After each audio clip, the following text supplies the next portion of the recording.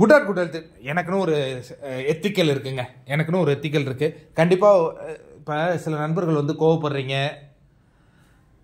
சந்தோஷமும் படுறீங்க, எது வேணாலும் படுறீங்க. ஆனால் எனக்குன்னு ஒன்று இருக்குல்ல, இந்த ஷோவை நான் வந்து முழுமையாக பார்த்துட்ருக்கேன். இதில் நான் சொல்கிறேன் இப்போ யாரெல்லாம் நல்லவங்க அப்படிங்கிற அந்த இது என்னுடைய கருத்து இதுதான்.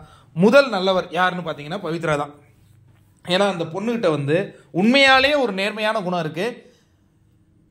அந்த வீடை தன் வீடு மாதிரி பார்த்துக்கிற அந்த உண்மையான குணம் இருக்குது. பவித்ரா நேர்மையானவர். ரெண்டாவது இடம் பார்த்தீங்கன்னா சௌந்தர்யா. ஏன் சௌந்தர்யாவை நான் சொல்கிறேன் அப்படின்னு பார்த்தீங்கன்னா, அந்த பொண்ணு வந்து யாருடைய வெற்றியையும் குறை சொல்லி நான் பார்த்ததே கிடையாது. யார் ஜெயித்தாலும் அதை சந்தோஷப்படும் ஒரு நபராக நான் கண்டிப்பாக பார்க்குறேன் சௌந்தர்யா. கேரக்டர் வைஸ் கூட அந்த பொண்ணுகிட்ட ஒரு நல்ல நான் நிறைய விஷயங்களில் பார்த்துட்டேங்க. நிறைய விஷயங்கள் பார்த்துட்டேன். அந்த பொண்ணு சூப்பரான கேரக்டர்.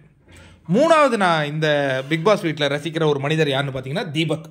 தீபக்குங்கிற ஒரு மனிதர் வந்து நீங்கள் வெளியில் பார்க்கும்போது என்னப்பா இந்த மாதிரிலாம் ரொம்ப ஸ்ட்ரிக்டாக இருக்கிறாங்க அப்படிங்கிற மாதிரிலாம் நம்ம நினைப்போம்.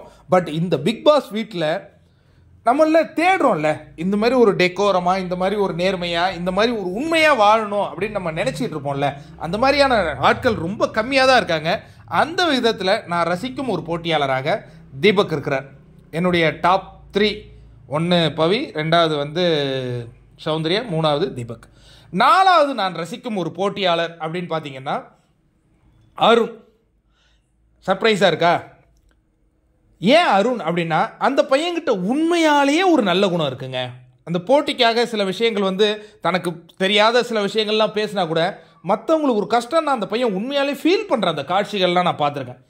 இங்கே நான் வந்து நல்லவங்களை பற்றி தான் பேசிக்கிட்டு இருக்கேன். என்னுடைய 4வது லிஸ்ட்டில் நல்லவங்களாக இருக்கிறது அருண். 5வதாக நான் பார்க்குறது யாருன்னு பார்த்தீங்கன்னா ரயானுங்க.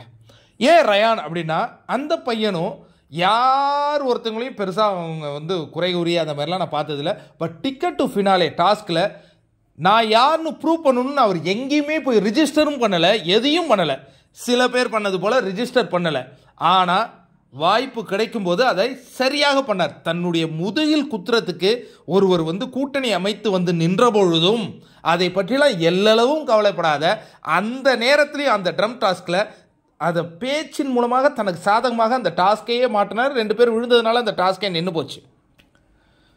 என்னுடைய கணிப்பில் அடுத்த இடம் யார்? ரயான்.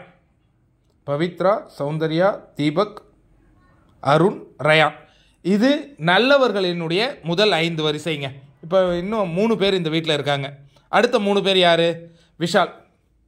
பரிதாபத்துக்குரிய ஒரு மனிதன். காரணம் என்னன்னு பார்த்தீங்கன்னா, அந்த பையன் வந்து ப்ளே பாய் அப்படி இப்படிலாம் சொல்கிறாங்க. அந்த அளவுலாம் ஒன்றும் அவ்வளோ கெட்டவன்லாம் கிடையாது.